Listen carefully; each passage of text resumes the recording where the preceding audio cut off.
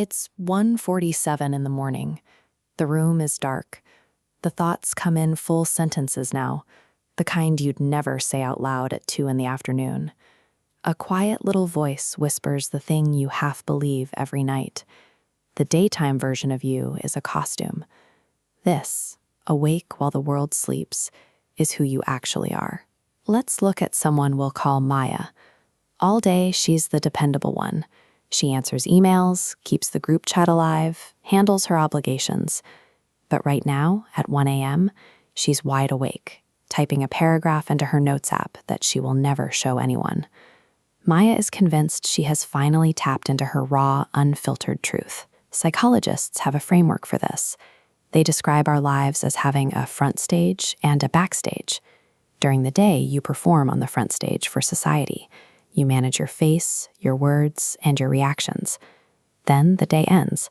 The messages stop. The audience goes home, and you retreat backstage to an empty theater. But notice the trick your brain pulls in that emptiness. It takes the fact that nobody is watching and quietly translates it into a revelation of your most authentic self. Behaving differently when the audience leaves doesn't reveal a hidden true character.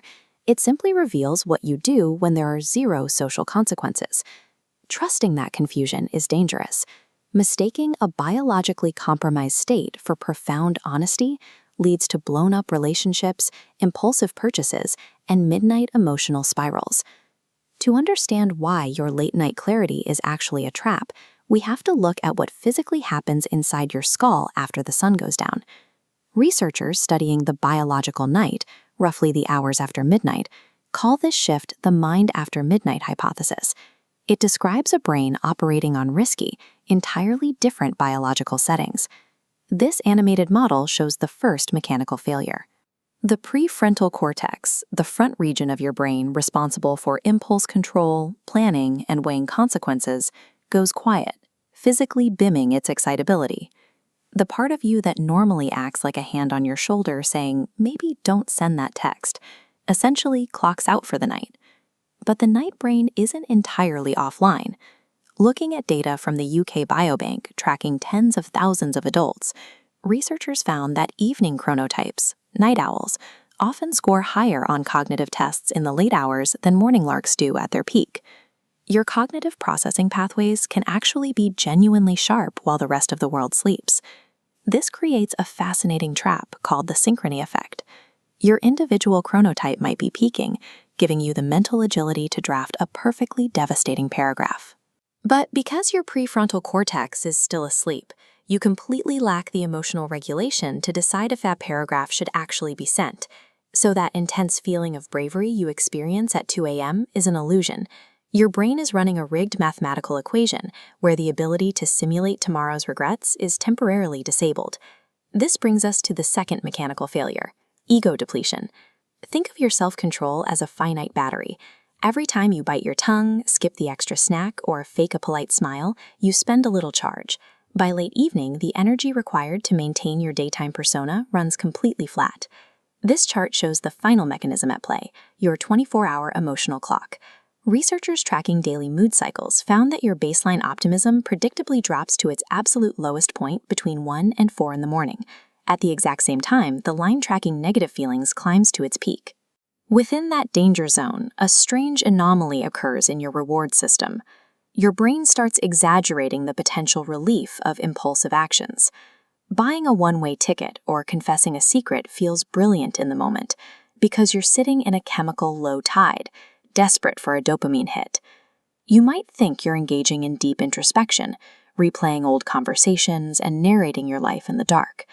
But studies on nocturnal rumination show that this looping thought pattern rarely resolves anything.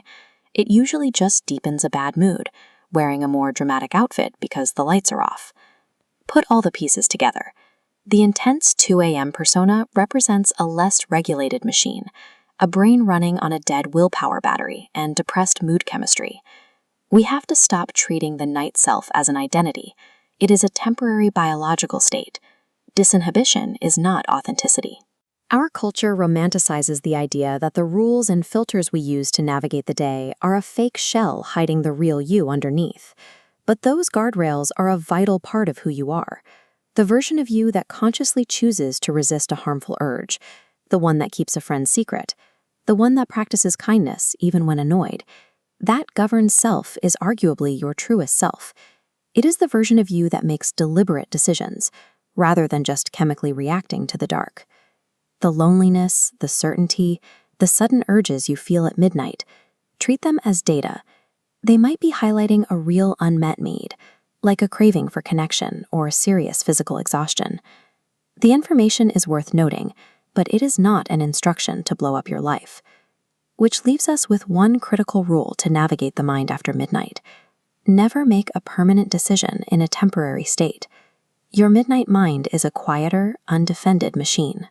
It's a beautiful mess, but it's time to let it rest. Put the phone down, go to sleep. Your real, governed self will be waiting for you in the morning.